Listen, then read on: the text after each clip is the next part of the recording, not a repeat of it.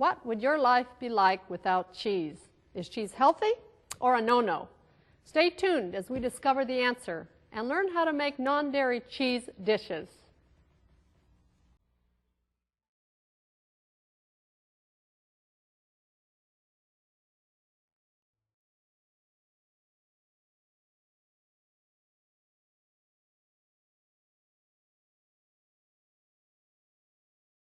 Hello, I'm Marcella Lynch.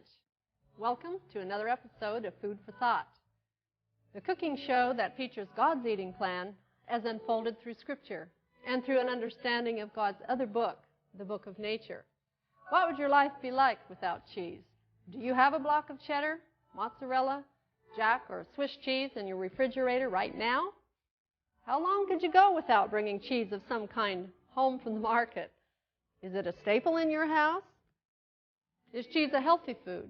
Should we or should we not be eating it once, twice, or 3 times a day? Most fast foods include cheese. Could you invite your friends to a party without using cheese in some form or other? You know, sandwiches and traditional hamburgers often include cheese. Cheese and crackers are a popular snack food. Isn't it interesting when we stop to think about how much cheese we use and take for granted? Every culture uses cheese in popular dishes around the world. Americans create macaroni and cheese. Italians create lasagna and pizza with cheese. Mexican enchiladas are smothered in cheese. The French feature fondues and quiche. Switzerland and most other European countries serve sliced cheeses with crusty fresh breads as a daily fare. Most short-order restaurants serve grilled cheese sandwiches. When one of our nation's favorite foods, cheese, has been a popular and important food for literally centuries. Over 10 million tons of cheese are produced each year. Its popularity is probably due to the variety of tastes and uses it has, and because some people associate cheese with calcium. With growing concerns in our nation about osteoporosis, many voices are advocating increased dairy product consumption, including cheese. As delicious and convenient to use as cheese is, I decided a number of years ago to learn to get along without it. And here are some of the reasons that bring this about. First of all, many cheeses have significant levels of fat, saturated fat and cholesterol. Actually, 70 to 75% of the calories in most cheeses come from fat. And the type of fat in the cheese is about 2/3 saturated fat, which is known to elevate blood cholesterol levels. And cheese also contains about 20 to 30 milligrams of cholesterol per ounce. Blood vessel damage can result from cholesterol oxidation processes in the body. Next, most cheeses are high in sodium. The average level is 250 milligrams per ounce. Salting is an important step of the cheese-making process. Thirdly, certain cheeses may contain a variety of toxic chemicals. If cattle are fed aflatoxin-contaminated grain, their milk will also be contaminated with the aflatoxins, and the cheese made from the milk are also contaminated.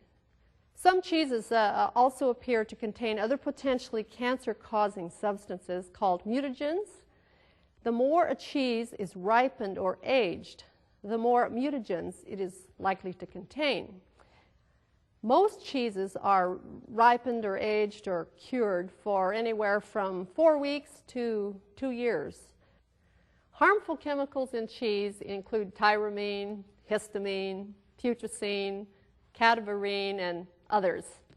Such compounds have the potential to affect the brain and the circulatory system with such symptoms as migraine headaches, nausea, hypertension, and cardiac palpitation. Fresh cheeses that have not been aged or ripened include cottage cheese and baker's cheese and ricotta, and also cream cheese. And these unripened cheeses are the best choices of cheeses to use. Cheeses can be contaminated also with a number of microorganisms that can cause significant illness. Such germs have accounted for literally thousands of foodborne epidemics, And some of the most feared microorganisms that can contaminate cheeses are those of the Salmonella family, which can survive in cheese for long periods of time. Listeria is another dangerous microorganism that can contaminate cheese and cause serious or fatal heart and brain infections. Dairy products in general are a concern for outbreaks of illness caused by infectious agents. Well, I'm here to show you today that cheese is not an essential element of our diet, and it's not really a health food. You're better off without it. You can prepare delicious dishes without cheese that normally call for cheese. And so today we're going to be featuring, again from our Cooking by the Book cookbook, some recipes without cheese. And at the end of the show, we'll give you the address where you can order the book. Well, hi, Pat. Hi. Glad you're here to help me today. We got a fun class coming up here with some no cheese cheese. And I know you two have eaten this way for a long time. Right. So the recipe is on page 147 of the cookbook. And the part that's different than you would normally make macaroni and cheese is the cheese part. So we're going to show you this nice dish of macaroni and what we call cashew nut cheese. And we're going to tell you how to make this, and we're not going to put it together here because a little later we're going to make a similar cheese for a different recipe. But basically the ingredients for macaroni and cheese, you cook the macaroni, 1 cup of macaroni and 1 quart of boiling water with a ½ teaspoon salt and a tablespoon of oil. And that will cook for 15 minutes.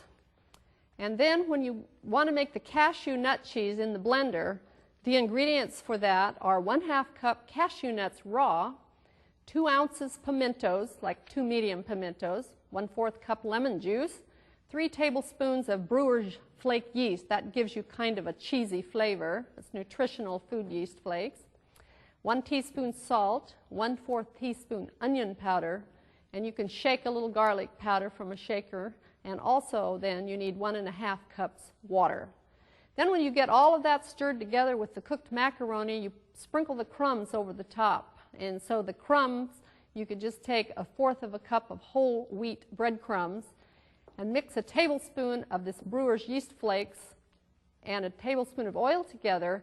And if you have some butter flavoring, just add a drop or 2 of that, and it makes it almost taste like it's margarine or cheese a little bit. And you sprinkle that all over the top, and you bake that in the oven for 30 minutes at 350. And when it comes out of the oven, then you have this nice dish of macaroni and cheese. And I used to serve this to my children and our family at home, and they'd say, "What are we having for dinner today, Mom?" And I'd say, "Oh, macaroni and cheese." And they didn't know the difference. They just thought they were eating macaroni and cheese. And it's really good, and it has 0 cholesterol, and it's all made from plant foods. And so we'll just take this away, Pat, and we'll talk about the next thing. We're going to have a pizza today, and I know everybody loves pizza. So let's find our pizza recipe here. Pizza always takes cheese, doesn't it? In the cookbook on page 80, we have the pizza recipe in with the bread chapter, because when it's bread making day, you can just pinch off a piece of your bread dough, roll it out with the rolling pin the size of a pizza pan, and you can just make a pizza for dinner that day, of course without any cheese. But what I'd like to do today is to make the dough just a smaller amount of dough so that it would be just what we need for 1 pizza for today. And we'll need a pizza pan, won't we? I think I would just like to show you also today about milling the flour. I'm going to make a whole wheat pizza. And we call this dough whole wheat pizza dough. And the ingredients include 1/2 cup of warm water, 1 package, which is 1 tablespoon of the dry active yeast, 1 teaspoon sugar, 1/4 cup oil, 1/2 teaspoon salt, and 1½ cups of the whole wheat flour, more or less just what you need to make the right consistency. So we're going to take some of our wheat here, and we actually have a flour mill here, and it's all set to go. And every time you mill, Pat, I need a dry measuring cup. Maybe you can find me something here. A whole cup? Just a cup. It doesn't matter. We're just going to put some of this wheat in the flour mill. It just needs to, well, white. I'll tell you, I don't want one that big, so I'll just pour. It's okay. We'll just pour this in. You just, every time you mill 1 cup of wheat berries, which we call these wheat berries, you end up with about 1.5 cups underneath. And the wheat is going to fly right into this canister here.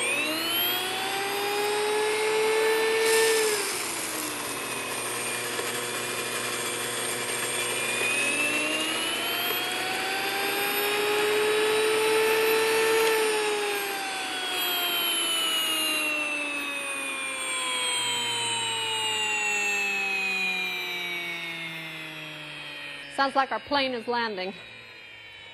The unwinding of the mill. All right, here we have our freshly milled whole wheat flour for the bread making. And this time we're making the pizza dough. So we just need to put our ingredients in the bowl here. And what we need today is 1/2 cup of warm water and a package of dry yeast. So we're using the Rapid Rise active dry yeast.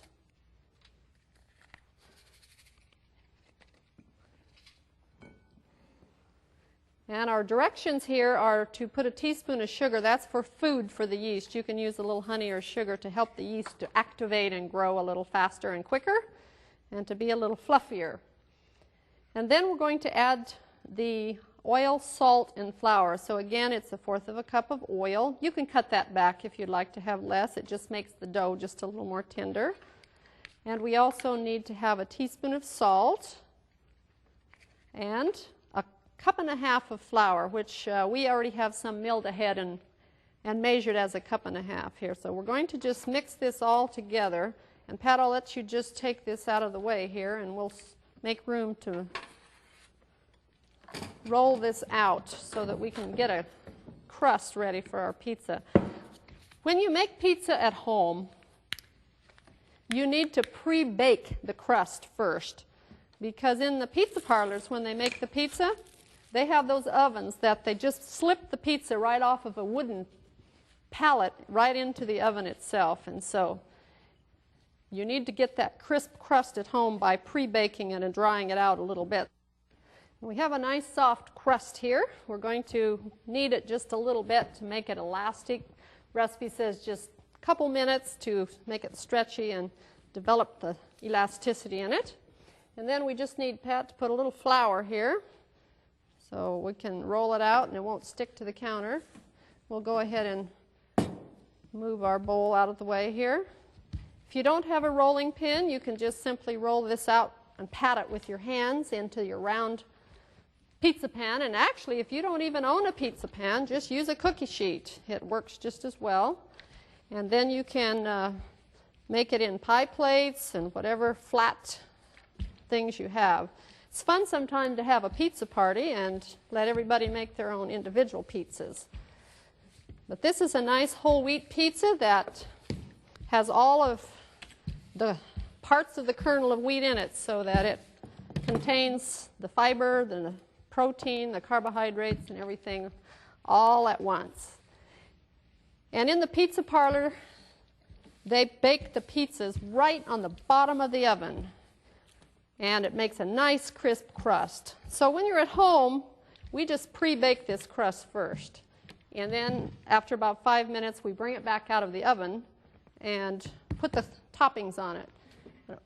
We need to just put a little of this no-stick spray on the pan so that it won't stick to the pan and we can get it out of the pan easier afterwards.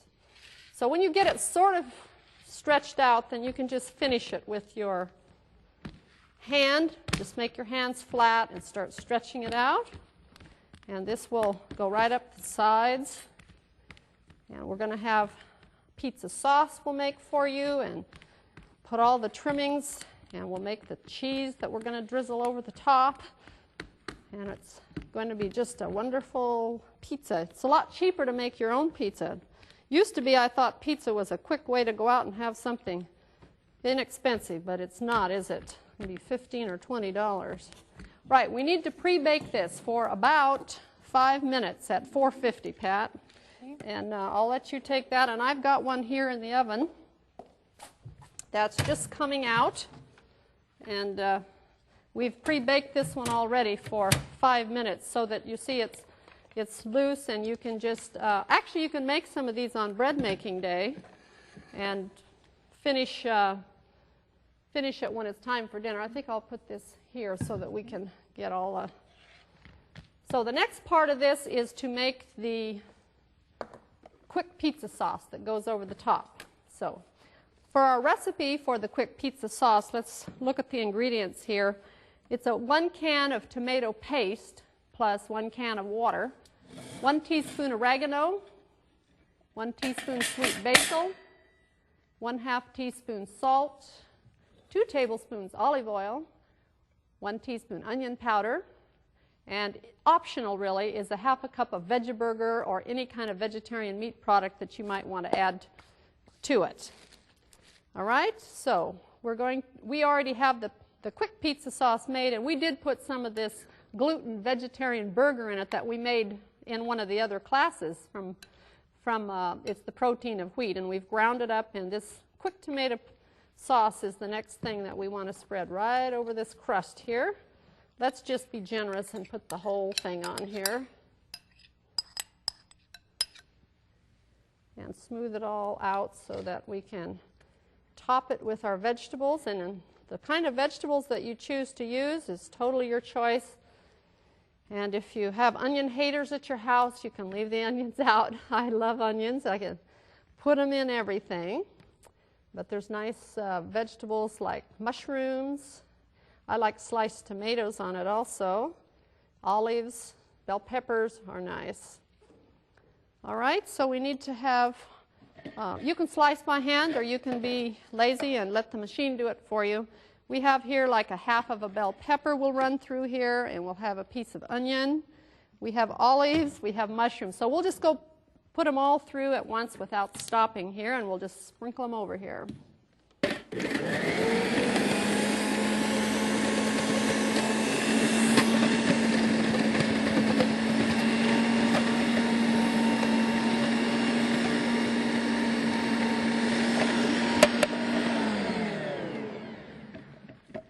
And that makes it very quick and easy.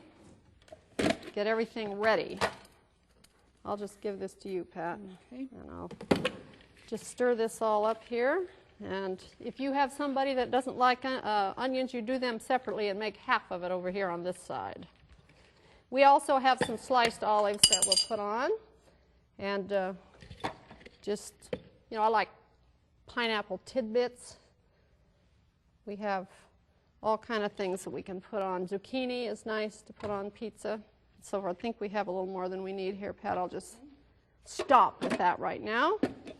And here we have a few other things that we're using to garnish. Olives, of course, are a favorite with most people. And if you like bean sprouts, they can go on a pizza also.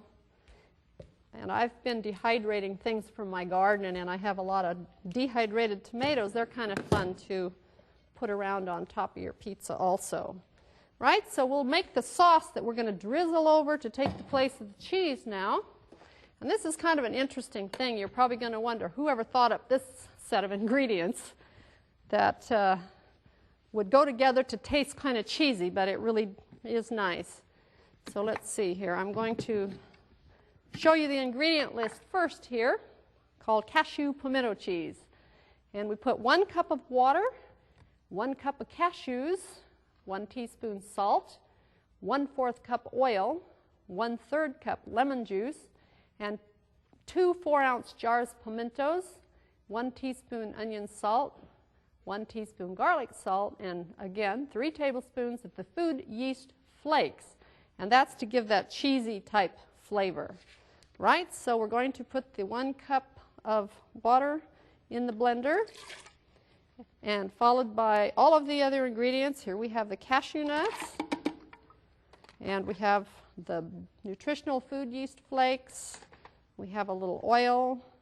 Lemon juice helps to give it a little blend of flavor. That's what we need for the cheese.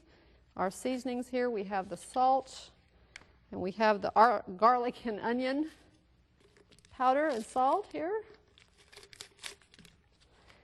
And if you want to know the truth, I usually stop with 1 jar of pimentos, and you can do both of them if you like a real reddish kind of a cheesy look, but I like to just use half the amount. And you know something, if you don't have pimentos or if they're too expensive, just use red bell peppers.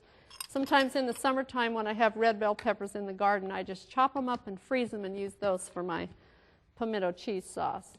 Right, so we're going to whiz this all up till it's smooth and creamy.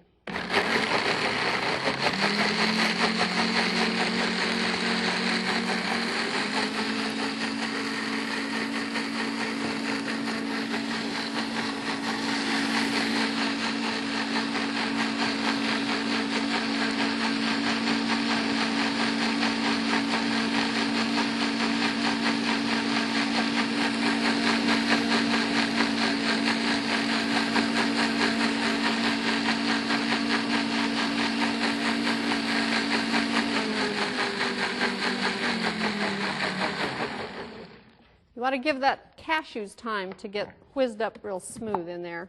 And I usually wash the cashews because they're kind of a little bit dirty. Well, they're not dirty, but they've been handled, let's put it that way, in foreign countries sometimes where they're raised, where they're made. Right? So we have this cheese sauce, and you just drizzle that over here according to how much you think is nice. And this bakes in the oven. I'll let you take that, Pat. Doesn't that look nice? And this will be at 425 for 12 to 15 minutes. So don't forget that it's the first 5 minutes is for just the crust by itself, and then you bake it again for 12 to 15 minutes. And that's whole wheat pizza without the cheese. And Pat was telling me about a nice recipe that she makes that I want her to show this to you. It's called Melty cheese, and she uses it to put over nachos and to drizzle over vegetables. And she's agreed to demonstrate that for us, Pat. So you need the blender too, don't you? Right, there's a clean one there. Is there a clean one here? Okay. Right there. This is similar to the recipe that Marcella just demonstrated. I like to go through the ingredient list with you. I'm going to go ahead and put the cashews in here and tell you a little trick that I do. The recipe calls for 2 cups of water, but I'm not going to put it all in. We have a 4-ounce jar of pimentos. We have the salt, 1½ teaspoons, a half a teaspoon of onion powder, 1/4 teaspoon garlic powder, 2 or 3 tablespoons of cornstarch, and this is what's going to make it get thick. And then we have the 3 tablespoons of food yeast and 1 tablespoon of lemon juice, or to taste if you like more than that.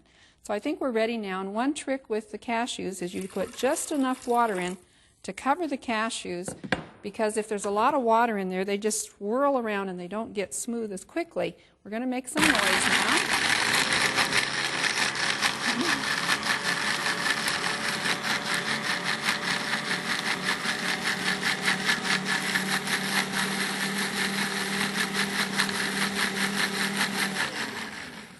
I usually like to blend them 2 minutes, but I think you don't want to listen to the noise that long, so we're going to go ahead, put in the cornstarch.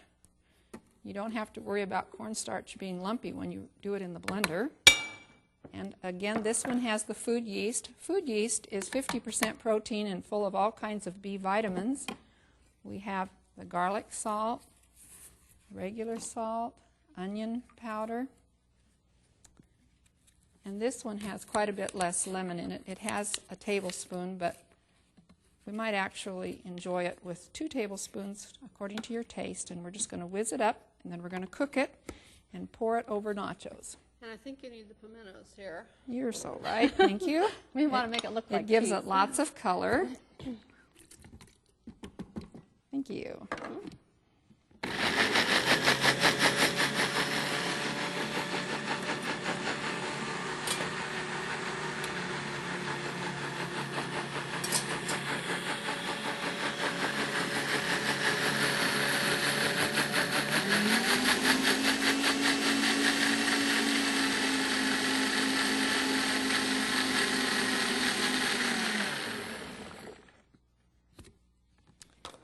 Okay, now we just have to cook it, and I'm going to let Marcella share some things with you about other kinds of cheese while we're cooking this one. All right, let me just move a few things here so we can get ready to go here. We're going to just share with you a recipe for Parmesan cheese that's really neat to keep on the table. I keep it at home in a shaker. This is a mixture of some interesting ingredients that, well, it doesn't taste exactly like Parmesan, but it's a nice substitute. And the ingredients for this mock Parmesan cheese are 1 cup of lightly toasted sesame seeds.